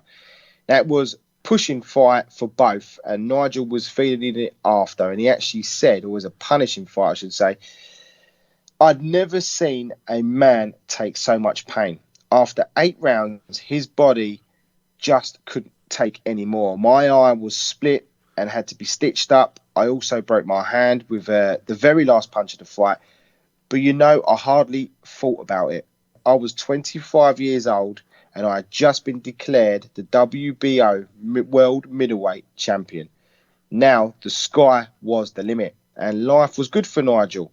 He had become friends with Mickey Rourke and he met his idols Marvin Hagler and Mike Tyson, as well as many other stars, Tommy Hearns and Sugar Ray Leonard, and you name it, he met them all. The first defence of his title was originally penciled in to take place at Old Trafford in Manchester. But it fell through because the British Boxing Board of Control, once again, they would not give Iran Barkley a boxing licence. Yet the trouble is the board, who didn't recognise the WBO title as a legitimate title, but they still demanded a percentage from Nigel for fight fees for the defence of the title, which they did not recognise. You make your mind up with that. It's crazy. Absolutely terrible. In the end, the fight with Barkley was moved to Bally's in Las Vegas on August 8, 1990, and it was a brilliant fight for Nigel. He put Barkley down 3 times in the first round, which, like DeWitt, effectively won in the fight due to the 3-time knockdown rule in place. Now, it is probably one of the best first rounds of action you will ever see. Honestly, if you haven't seen it, go and have a look at it. Barkley does actually stun Ben twice, and Ben does look in danger. And again, you know, like that wounded animal, like he always is, he comes back and flattens Barkley. He puts him down 3 times. Barkley, with 2 seconds left in the first round, and that's when the fight is ended. 2 seconds left in that first round as well.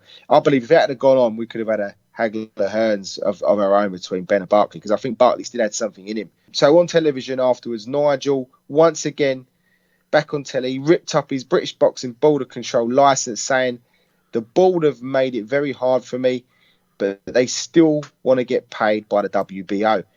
If they won't entertain me, then I won't entertain them. Now, Bob Arum, obviously, he was ecstatic with the win, and he said Nigel's undoubtedly the most exciting fighter in the world today and the best English boxer ever to come to the States.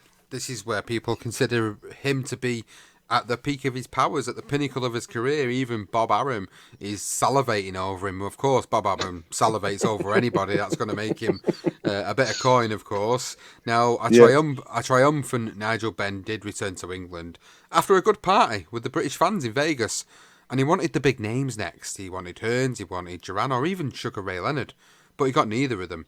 Instead, Barry Hearn, the promoter of Chris Eubank, claimed he was offering the highest purse ever to a British fighter and gave Team Benn a deadline to accept the Eubank challenge. Ambrose Mendy was holding out for $1 million. The press reported that Nigel got £1 million, but he only received £400,000. Now, the rookies that guided Nigel had not insisted in any rematch clause within the contract, and they were advising him incorrectly. And he said, "My manager at the time told me that this is sometimes a standard clause and would have allowed me to have a second shot at Eubank within 90 days rather than waiting for 3 years, and that Mendy's lack of experience as a manager was the reason for not having it." That contract was poorly negotiated, but the signing of it was cleverly publicised on national television. I have what it takes. This man is nothing but, he's the real hype. I come up the hard way. I didn't prove myself, boy. You had your time. Let's have some parliamentary procedure here, all right? Oh, God. But what makes you think you can beat Nigel Benn? Because he's just a puncher. He's only got a puncher's chance. I'm a skillster. I'm a fighter. I can punch as hard as he can. I can box. I can slug, or whatever he can. He only can. Everything is loaded in my favour for this fight, because, in my opinion, although he's a great puncher, he has nothing else other than that. That's not important. I just got to beat the man. It doesn't matter whether I knock him out or take him to 12 rounds and give him a boxing lesson. I have nothing to say to Nigel. I find the man intolerable in that he's so wild. I have no time for such people. He has no class as far as I see it. About Nigel Benn, I would say this. The man is a powerful puncher, a very powerful puncher. For this, I would like his autograph, because after I've finished with him, he isn't going to be anybody. Christopher? I have to say, there seems an element of genuine hate between these two, Ambrose. For sure. I don't hate the man. I just want his WBO title. I pray that I have enough dignity not to hate the man. Exactly. Hate doesn't come into it for me. Hate destroys the game and makes it look brutal, and that's why a lot of people don't take to it. I don't hate the man. I want the man's title, and I intend to prove that I'm a better fighter than the man, which I am. All right, gentlemen, you both signed the contract. I personally do hate him. That great moment when Chris Eubank says, "I don't hate the man, I just want his belts." And Nigel's response was, "I do personally hate him." Nigel confirms that hatred was real years later. If you ever doubted it, he said, I hated him. I remember thinking at the time he needed to come down a couple of pegs and go away to America, win the world title and get some respect. My hatred towards him was not hype. I genuinely loathed him. The fantastic trash talk continued, with Eubank stating why he would win a competent and intellectual boxer against the shallow-minded puncher. And don't put your money on Benn, as a puncher never beats a boxer. Nigel Benn dropped one of the best boxing quotes ever by saying, Steve Davis, the snooker player, was born to pop balls, Maradona to score goals, and Nigel Benn to kick ass. Class. Absolute class. Love that quote. One of my favourite quotes, that. So, Ben Eubank won. Now, the fight is obviously one that we've covered on our Legendary Nights episode. If you haven't listened to it, go back and listen. It was an early one for us, Sean, wasn't it? It was another great episode. I think what we should probably do is go back and do Ben Eubank 2 at some point and just finish off that whole thing. I know we mentioned it, but it'd be good to actually do that fight. But so it took place on November 18, 1990 at the National Exhibition Centre, which was the NEC in Birmingham, in front of 10,000 spectators, or about 10,000 spectators. It was a classic and unforgettable encounter, a thrilling contest and a grueling battle. It came down to a battle of wits and wills and a contrasting clash of personalities and styles, which made it all the more memorable. Nigel would unfortunately end up losing his title to Chris Eubank when the referee stopped the fight in the 9th round. Nigel Benn was resigned and respectful in defeat, and he said, whatever I think of Chris Eubank, I have nothing but respect for the way he worked tonight. After the Eubank defeat, Nigel got married and then went off on their honeymoon. Now, when they got back from their honeymoon, Ambrose Mendy was the one that told him this, and Ben says whether it's true or not, he's not 100% sure, but he was actually informed of death threats by the IRA because of his links to the British Army. Whether he was a bit airy when he got back from Northern Ireland anyway, so he just took it as this is true, and he kept his wits about him. Now, he wasn't sure if they were true, but yeah, he took them seriously anyway. Before fighting a guy called Robbie Sims, who was Marvin Hagler's half-brother, in York Hall, he was actually offered a rematch with Eubank, and Nigel said these words himself: it was a ridiculous offer to fight Chris Eubank for 250,000 quid and rejected it out of hand.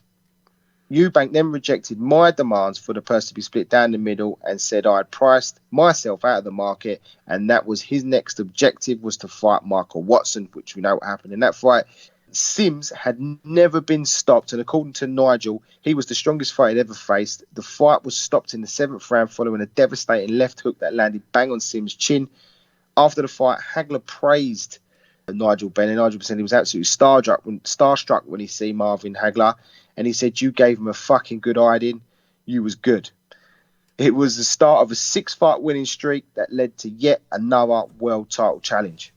Now, after the Sims win, Nigel and Ambrose went their separate ways after his mentor was sent to prison for fraud, lo and behold.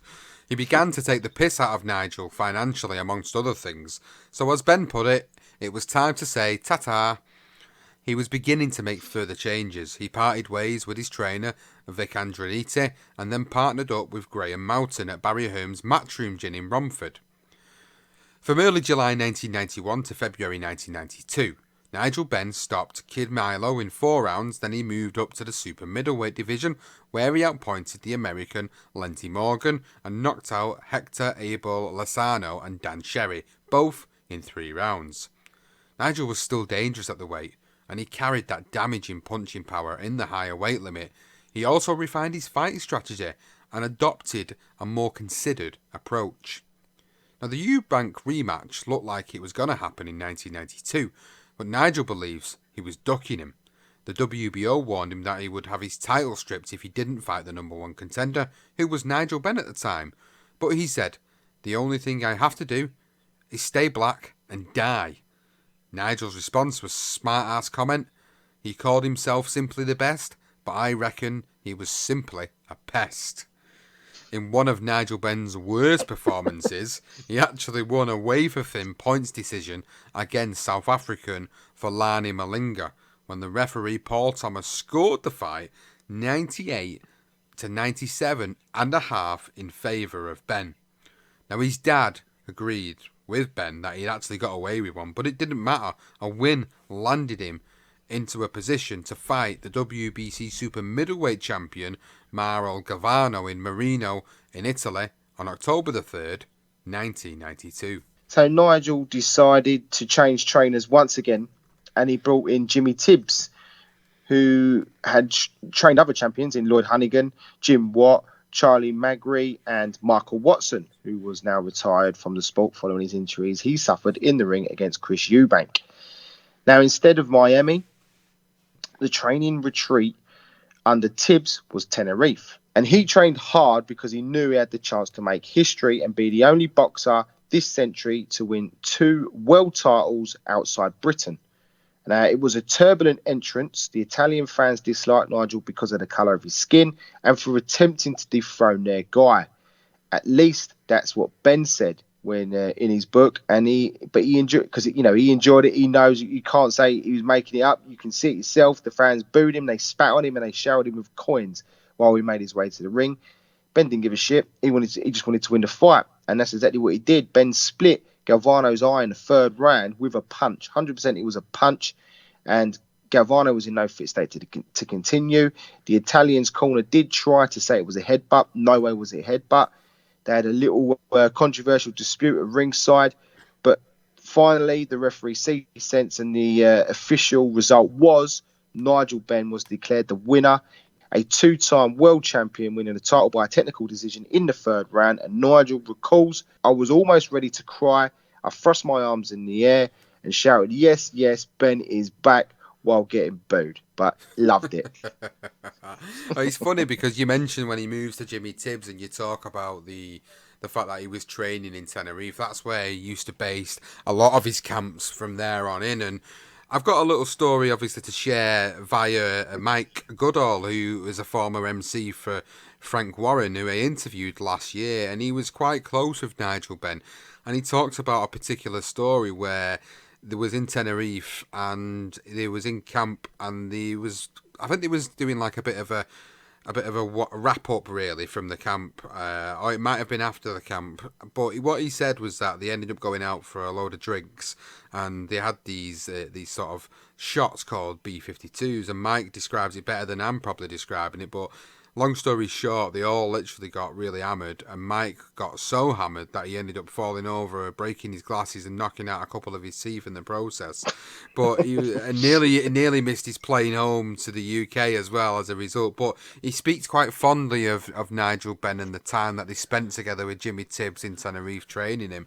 And it's something I have got the audio for, and I think to tie it in with this episode, I think we'll definitely release that in the future, the story of Mike Goodall and his time with Nigel Benn as well. But moving back to Nigel Benn's story then, and Nigel now moves on in his career. Now he's made 3 defences of his WBC title. Firstly against Nicky Piper, an 11th round stoppage, and the first time Nigel had actually worked with Frank Warren since their split. He then outpointed again Mauro Galvano in their rematch in Scotland, and then stopped Lou Gent in the 4th round. Now, on July the 12th, 1993, Sharon gave birth to their second daughter, Renee. And it was now also time for the big rematch with Chris Eubank on October the 9th, 1993, at Old Trafford in Manchester for the unification super middleweight bout, with the WBO held by Eubank and the WBC held by Benn, titles both on the line. It was billed as Judgment Day and watched by a reported 500 million people. Nigel became the first British boxer to be paid £1 million purse, and Eubank, who held the less regarded title, got £850,000. Our good old friend, Mr. Slippery Don King, he was a big part of the deal, and he managed to negotiate contracts with both men, so, of course, he would control the winner and the loser for their next 3 fights. The fight itself, it was a closely fought contest, which ended in a disputed draw, and both fighters actually retained their respective titles. Barry Hearn claimed that, as a draw was not written into the contract, Eubank was free to sign a new deal with him instead of King, and he did. but Benn did sign the free-fight deal for King in October of 1993. The first was the undefeated Henry Wharton, who was under the guidance of Mickey Duff, and was the first fight in 1994 for Nigel. Once again, he was back in Tenerife with Sean, his cook, Jimmy Tibbs, and his personal manager. He trained hard for the fight and managed to win a unanimous decision in Earl's Court, and Nigel spoke on the aftermath of that fight, and he said Wharton was one of my toughest fights. Not necessarily the hardest, but certainly the toughest. Although I beat him on points and retained my title, I'd never come out of the ring as bruised as I did after that fight. My kidneys were quite badly affected, and I had to undergo hospital checks, which thankfully quelled my fears and found my kidneys to be 100% okay. I'd been whacked in the kidneys before, but I'd never felt it like I did with Wharton.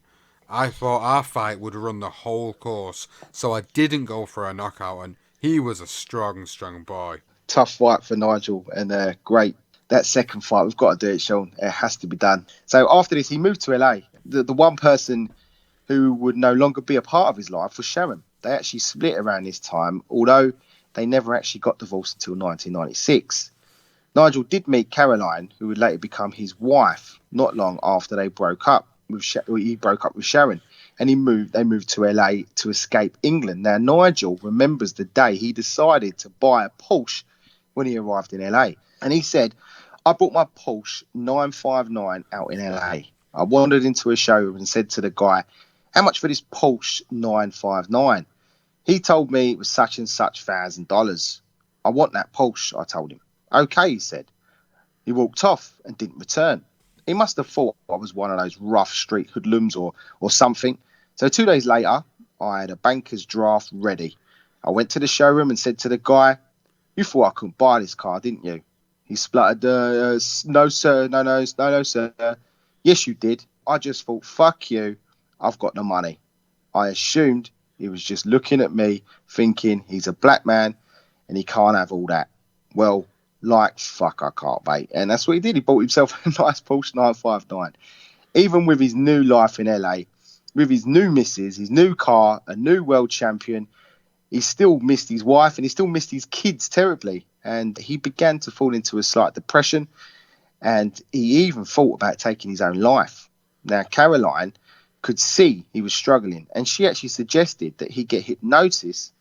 So they tapped up Paul McKenna to help him. And Nigel said, when I woke up, I was a different man. Paul McKenna had helped me put the past behind me, and for that, I thank him. Only in LA, So Nigel made his sixth defence of the WBC super middleweight title against Juan Carlos Jimenez, defeating him at the NEC in Birmingham by a wide points margin. So now we're going to move into one of the most infamous moments and nights in Nigel Benn's career. Probably a career-changing night in the life and times of Nigel Benn. We've done this for a legendary night, the Gerald McClellan fight. We're going to talk a lot about it here now. We did do a lot for the Legendary Nights episode, so please, if you've not heard that episode about the tale of Ben McClellan, please do go and listen to it. Now, after that Jimenez win, Kevin Sanders took over as Nigel's trainer from Jimmy Tibbs and remained in his corner until the end of his career. Now, initially, Nigel wanted Michael Nunn, but the money offered was poor, so he opted to take on the danger man of the division, Gerald McClellan, dubbed as the mini Mike Tyson by Don King.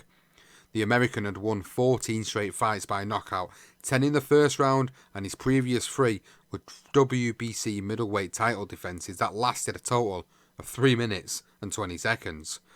This was his debut in the super middleweight division for McClellan, and he was ranked at number 2 in many experts' pound-for-pound lists behind Roy Jones Jr., although Pernell Whitaker was also ranked quite highly as well at the time.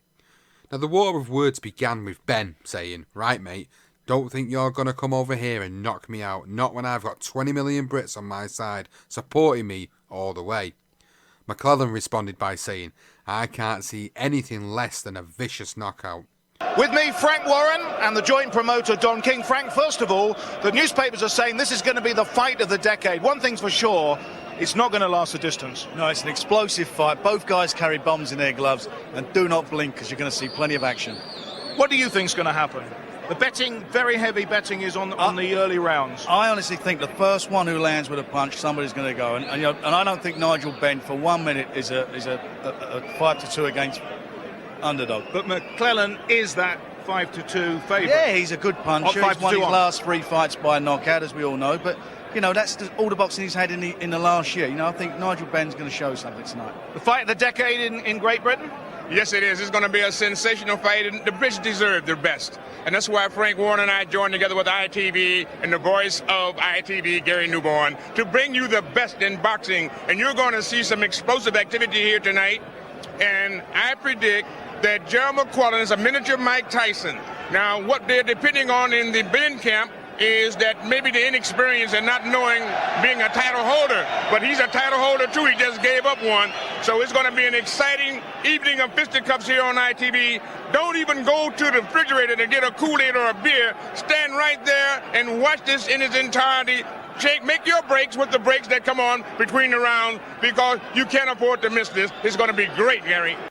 The fight was anticipated and billed as sudden impact, with most experts, especially Americans, giving Nigel Benn little chance against the hard-punching challenger, who was a 3-1 favourite.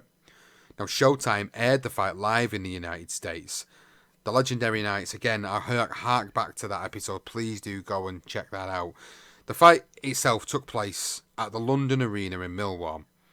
And Nigel, as we know, he won the fight by a 10-round stoppage, not knowing the extent of McClellan's injuries. And he spoke after the victory in the immediate aftermath, and he said, "I get a greater buzz from a knockout than I do from sex.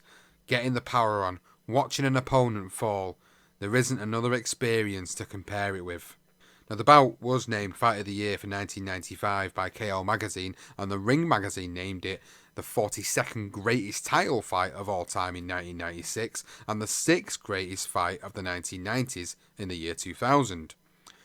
Now, the British fight writer Hugh McAvenny described the fight as relentless, mutually destructive aggression, one of the most brutal fights any of us at ringside had witnessed.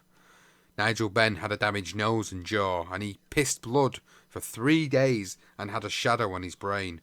But the fight left McClellan blind, 80% deaf, and paralysed in a wheelchair in the care of his sisters. Nigel, as we know now, was never ever the same after this fight, and his career began to go downhill from here.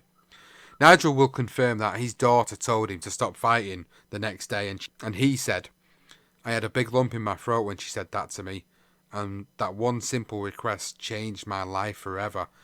The fight game just wasn't the same anymore, and we covered this quite extensively, as I've said, with the Legendary Nights episode, and it makes me sad to think about it again, because I know how amazing the fight itself was, but then not knowing the extent of the injuries that McClellan was suffering so late in the fight, looking back on it again, and you feel so bad, like knowing that McClellan is still being cared for by his sisters today and still in the same position, and his quality of life has never been the same since, because of that one ecstasy and agony. I said it in the episode we recorded. It's like there was so much ecstasy, but also so much agony on that one night. It really was ecstasy and agony, wasn't it? It was just people didn't quite know what was going on. We spoke the ins and outs of it. It was a dreadful night. It really was. It wasn't managed correctly, and it changed the face of boxing. It made it safer, obviously. For McClellan, it wasn't. It was too late for him. But we do go into really good detail. I remember when we done that, we didn't sort of hide away from our opinions, did we, Sean? And it is a really good one to listen back on, and it is a great fight. If you haven't seen it, do watch it. Obviously, the aftermath of it affects you when you watch it, because you can see the things that are happening to McClellan while the fight's taking place, and it can be it is hard to watch. But he was on the slide, Nigel, going back to Nigel Benn, and he contemplated retirement, but he decided to continue. He took on Vincenzo Nardello 5 months later at the same venue and won by an 8th round knockout. And the irony of that night was the match before theirs, Orlin Norris actually ended up in hospital with similar injuries to that of McClellan. Fortunately, he was okay. So it was a really difficult time for boxing in general to be a fan of it as well. But Nigel Went on to win his 42nd and last professional fight, unbeknown to him, against Danny Perez at the Wembley Arena on September 2nd, 1995, and defended the WBC title for the 9th time. Now, if there was a time to call it a day, I believe it should have been then. This is the time when he should have ended his career in 1995. If he'd have retired, he would have retired as a world champion, and many would have probably rated him a lot higher when they think of Nigel Benn, but he continued, he carried on. And he actually had the worst year of his career, of an impressive career. And he took a rematch with Malinga when he should have known better. Their first fight was close.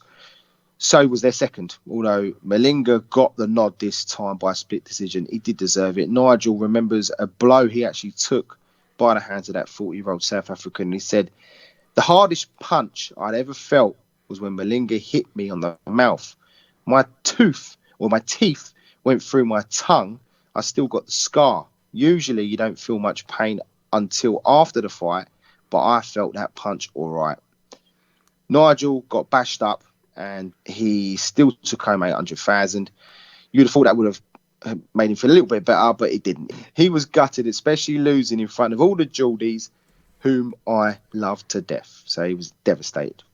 So he continued his career, as we rightly pointed out, and he gets into the last stages of his career now when he takes fights with a certain Steve Collins. Now, the first of 2 fights against Steve Collins was for the WBO super-middleweight title and took place in Manchester on July the 6th, 1996.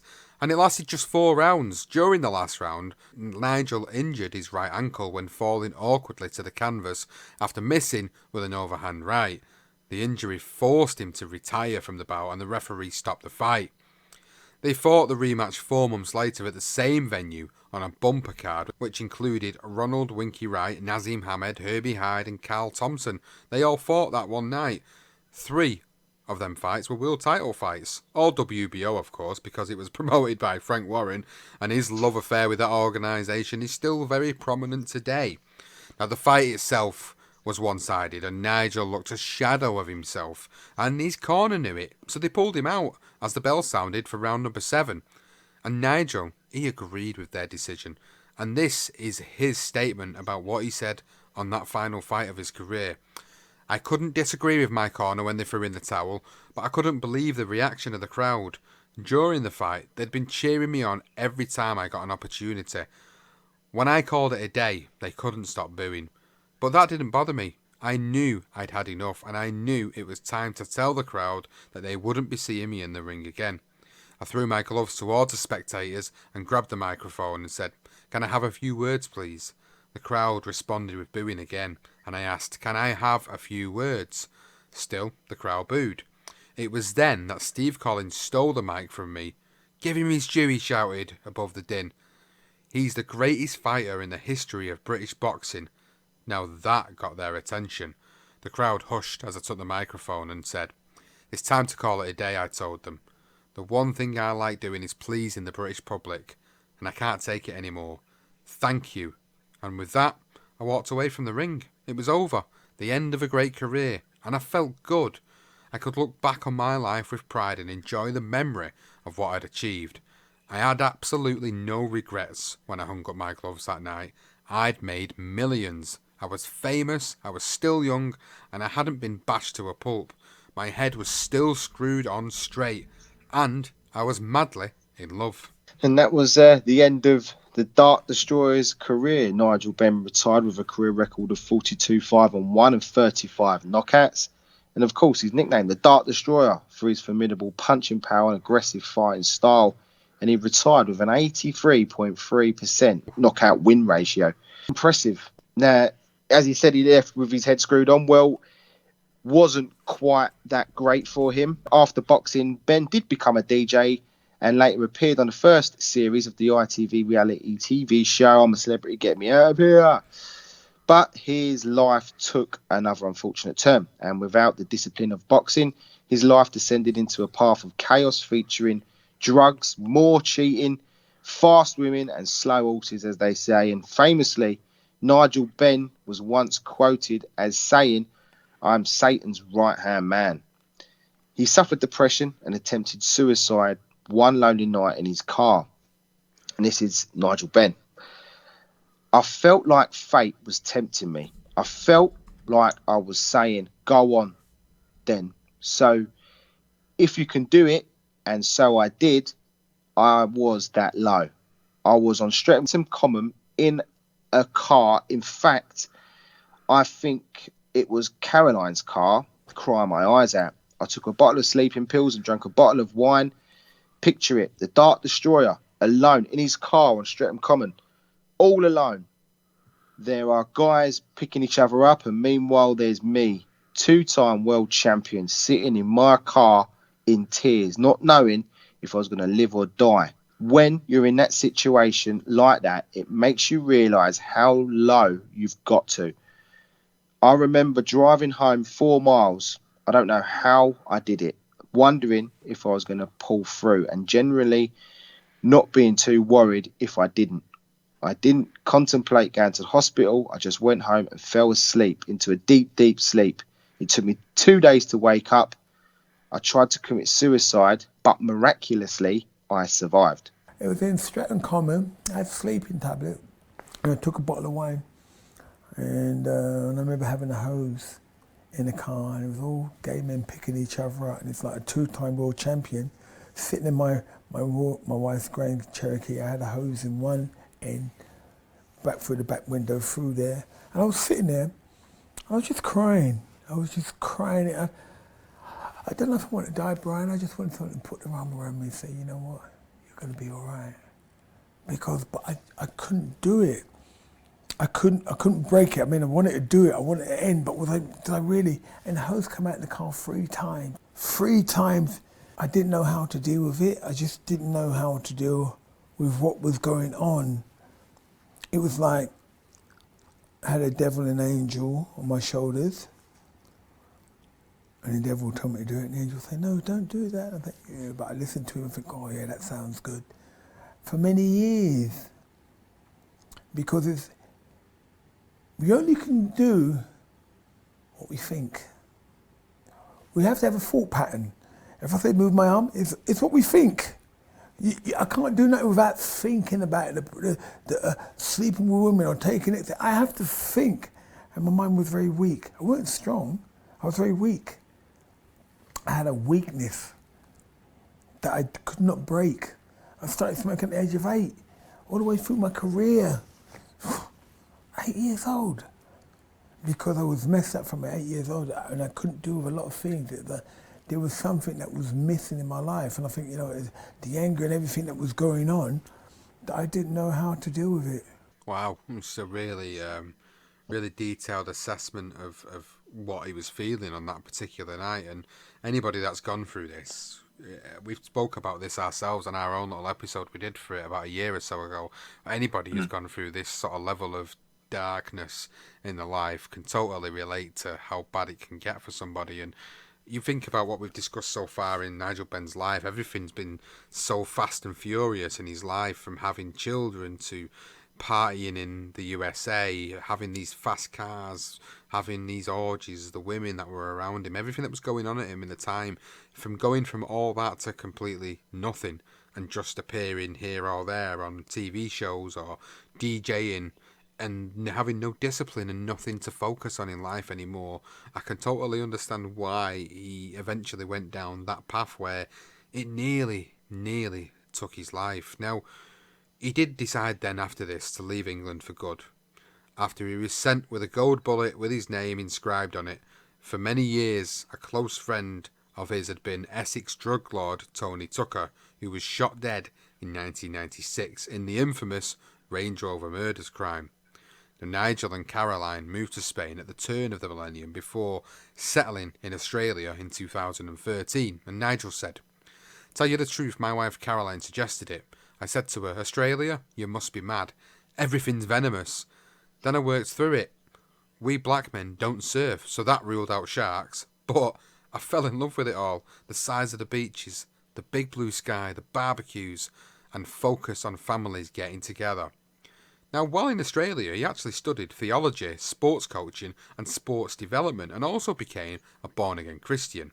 Now, he is still active in the international boxing scene, mentoring and developing and training both amateur and professional boxers in Australia. He does work with Youths at Risk in Blacktown in New South Wales, and is dedicated to his charity work. He is also an ambassador to the New South Wales Police Citizens Youth Club and is an advocate for healthy living. Ben is also a patron of the Shannon Bradshaw Trust, a UK children's charity based in the northwest of England, helping children with life-threatening conditions and their families. He ran the 2013 City to Surf to raise funds for the most underfunded PCYC gym in Redfern, Sydney, and has undertaken many fundraisers for charity since, improving the boxing facilities in the most impoverished areas of Sydney. Ben regularly assists Christian groups, counselling individuals suffering from addiction, and along with his wife Carolyn, counsels couples who are facing marriage issues. Nigel and Carolyn went on to have 4 kids in total: Layla, Levi, and twins, Connor and India. Now, as we know, obviously Conor Benn, he's now 17 and now in his own professional career with 11 knockouts. And he's also got a half-brother who's an estranged son of Nigel Benn's. He's named Harley Benn, who's 8-1 as a professional. Anyone who's a boxing fan in the UK will know both of these fighters and have been watching their careers avidly to see if they're anything like their father. I think Conor definitely very much is like his dad. People are always going to make these comparisons of father and sons, and I think Conor's definitely got the style that Nigel had, and it is so good to kind of see this second coming of Nigel Benn. We'll never get another. We'll never get another Nigel, but the closest we will get is, as of course, Conor Benn.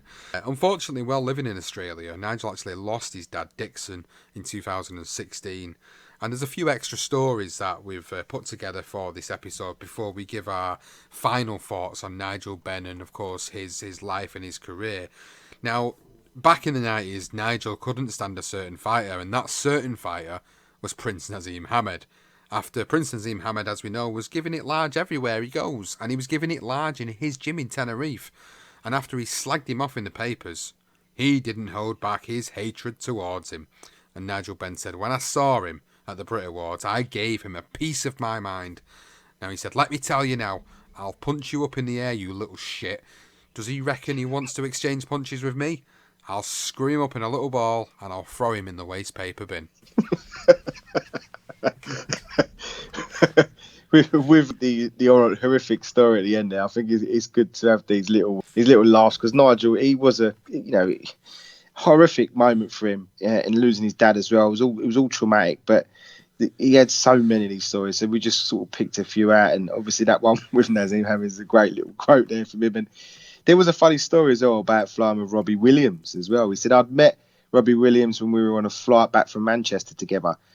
Now, I'm not a great flyer at the best of times. In fact, I hate it. Give me 12 rounds with some big fella any time rather than a bumpy flight. On that particular occasion with Robbie, there was some violent turbulence and the plane was bouncing all over the place. So when the plane shook, I grabbed Robbie's hand. He must have thought, hey, what's this big guy doing grabbing my hand like that? I just said, sorry, mate. But I'm thinking, what a fucking idiot. Oh, man, I can't believe I just done that. I managed to settle down, and then we go through another patch of turbulence and I grab his hand again. I couldn't believe it." Brilliant. And obviously, we've got to leave it on the great note of, we know Nigel Benn had some difficulties with Gerald McClellan's sisters. There was some awful stuff said between the pair of them in the immediate aftermath, and then even later on after that as well. But just of, Nigel meeting Gerald McClellan after that long time and years later, and he said, "It's my greatest moment in the ring, but I can't celebrate it.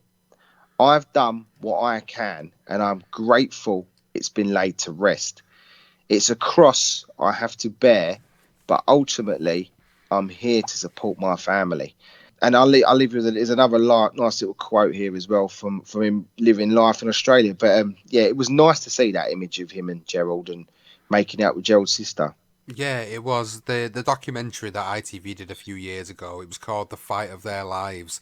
So if you've not seen it, please go and watch it. It's quite emotional, to be honest with you. Nigel does get quite emotional, isn't it? Understandably so. After everything that was said between the two families, after knowing what he did to another man, the way he put him in the position he was in.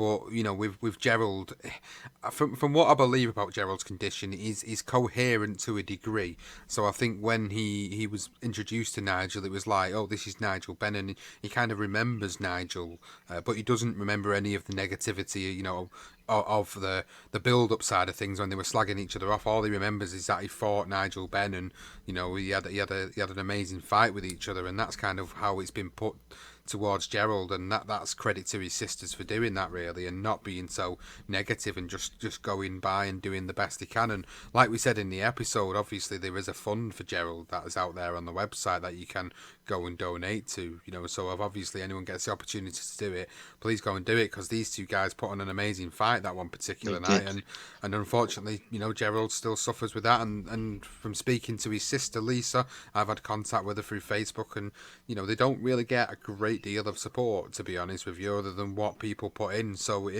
regardless of what you might think about Gerald and some of the stuff that maybe he did in his earlier life, I still don't think he deserved that to be put upon him. But that documentary, guys, please go and watch it, The Fight of Their Lives. It's a really, really good watch. But let's go back to that quote that you mentioned there, Johnston, and this is what Nigel Benn had to say about his career and about his life. And he said, I won 2 world titles and filled Old Trafford, owned a Bentley and a mansion, had tea at Buckingham Palace, DJ'd at the Ministry of Sound, served proudly in the British Army, and here I am, cutting the grass of an 80-year-old woman and loving it. I look at my life now and I feel blessed. No more drugs or smoking. I'm the fittest I've ever been. Look at my family. I can't ask for much more. And again, great quote from Nigel Benn there. Oh, he's full of them, isn't he? He's got so many great quotes. So many. We've tried to pull the best out. I think we've done him a justice here with some of his classic one-liners and some of his. He just didn't hold back. And some people like Nazim Hamid, for instance, is brilliant. But Ben was entered into the World Boxing Council, the WBC Boxing Hall of Fame in 2013, and was honoured alongside fellow Brit Joe Calzaghe at the WBC's greatest super middleweight champion in history. And just to mention, we've mentioned it already, but Nigel Benn's autobiography was published in 2001. It's called The Dart Destroyer, and it was a great source for this episode. We used many of the quotes from that book in this, and we tried to portray that book and through our own eyes as well of how we perceived Nigel Benn in this episode of Nigel Benn, The Dart Destroyer, and I hope you enjoyed it. Yeah, it's been brilliant. I've really thoroughly enjoyed this. And like you said, rightly so, there's so many other stories that can be sourced from Nigel Benn's book. So please do go and pick it up and give it a read, because there's many more stories that would have took us maybe into a 3-hour podcast. And we didn't really want to put it into a 3-hour podcast. We wanted to do justice to his life and his career. And I think we've covered the main big fights of his career. We've covered the most notable moments inside and outside of the ring. The only one thing we haven't yet mentioned is obviously the fact that he was going to try and come back in 2019, and he was scheduled to face the former super middleweight champion Saki Obika, who's recently just won an exhibition bout against Sam Solomon. Quite ironically enough, he was going to come back and fight Saki Obika, right. But the crazy thing about that was at the age of I think he was 56 at the time when he was coming back, he ended up getting injured in camp, and that put an end to it. So it was like his body was saying to him, look, you've been retired this long, your body's telling you not to do this anymore. You're an older man. Why are you trying to do it? And I think that was a blessing in disguise, because when they were talking about him coming back, I was just like, no, just leave it where it was. Please, you know what I mean? Absolutely. And the one thing I did want to say was the other thing we didn't add was recently I did see that one of his brothers, I can't remember what one it was, he actually lost his brother recently to COVID-19 as well. So and that was I think that was in 2020. So yeah. Obviously, it's a sad time for him there as well. So, God, yeah, bless him. Yeah, RIP to his brother, and just the promoters as well. All the promoters that he dealt with them all, didn't he? I mean, Incredible. Bob Arum, Don King, Frank Warren, Barry Ann, Ambrose Mendy. He had them all. And I think that's on its own, isn't it? I don't think there's many fighters around in the world that can say they dealt with all of those, the top promoters around at the time. No, he did. He did deal with a lot of them, and obviously, as we've heard through the quotes through some of them, they viewed him as one of the great fighters of that era, and to be regarded so highly by so many of them. You know, Bob Arum said he was the best British boxer in history.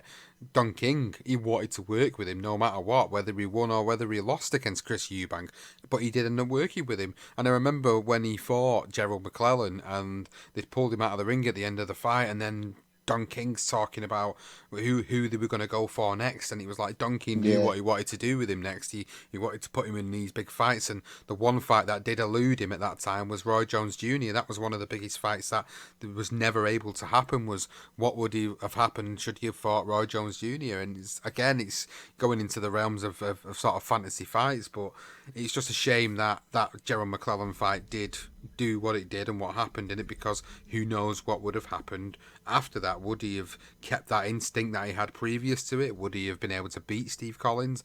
Would he have stuck around a little bit longer?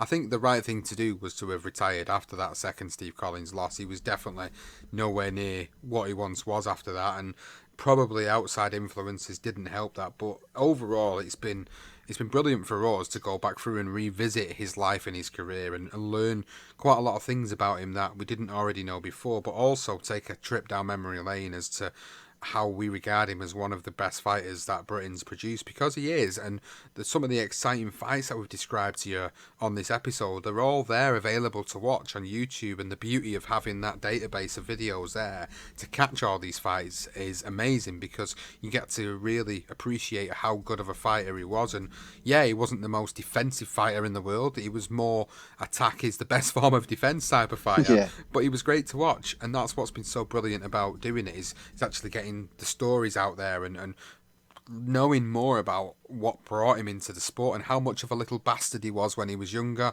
and the way he turned it around. Just you think about the stories we've told in this episode about how close he was to becoming in prison and being put away for so many years. We might never have got Nigel Benn, we might never have got them fights, we might never have been able to sit here and speak about him so highly if he wouldn't have made the right choice at the right time. And I'm just so grateful that we've done this, and so happy that we've been able to give justice to one of our favourites and one of the great British boxers.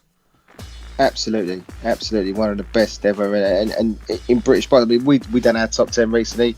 If you're not a patron, go and sign up, be a patron. You can listen to our best ever, our top 10 greatest British fighters, however you want to put it. Ben didn't feature in there. He probably would feature sort of in and around the top 25 for me, Nigel. It's crazy to say, but you know, when you go through the history, there have been so many other great champions. But for me, as a favourite, if we weren't looking at just in ability, you're just looking at it as a fan favourite, he's up there in the top 10 without a shadow of a doubt. He was one of my probably top 3. I absolutely loved Nigel Benn when I was a kid growing up watching him, and the way he was able to morph his brilliant style into that all-round fighting machine that he became. He just wanted to go and attack guys, as you said. It was no defence whatsoever, and in a way he was able to adapt and change when he went to America, and that is credit to the trainers around him, but credit to him as well.